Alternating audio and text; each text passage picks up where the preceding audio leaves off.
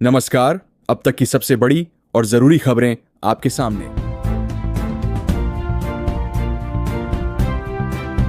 America और चीन के बीच एक बार फिर ट्रेड वॉर की आग भड़क उठी है। राष्ट्रपति डोनाल्ड ट्रंप ने चीन पर 100% अतिरिक्त टैरिफ लगाकर दुनिया भर के बाजारों में हलचल मचा दी है।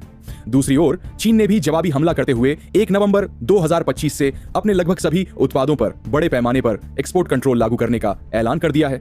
इस बढ़ती जंग के बीच अब भारत पर भी असर पड़ना तय है, क्योंकि यह जंग भारत के टेक और मैन्युफैक्चरिंग सेक्टर के लिए नई दिशा तय कर सकती है।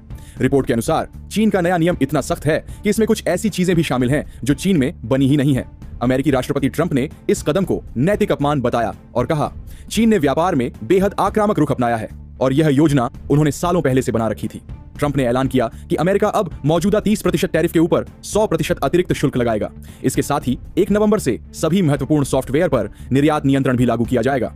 उन्होंने लिखा, यह विश्वास करना मुश्किल है कि चीन ने ऐसा कदम उठाया है, लेकिन उन्होंने उठाया है और अब बाकी सब इतिहास है।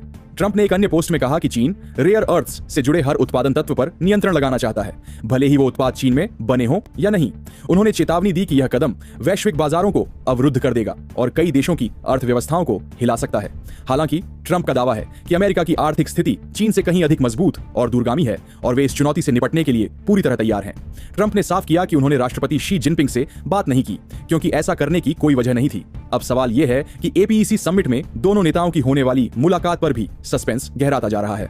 इस बीच भारत पर सबकी नजरें टिक गई हैं, क्योंकि अमेरिका चीन की इस नई आर्थिक जंग में भारत के पास ग्लोबल सप्लाई चेन का नया केंद्र बनने का मौका है।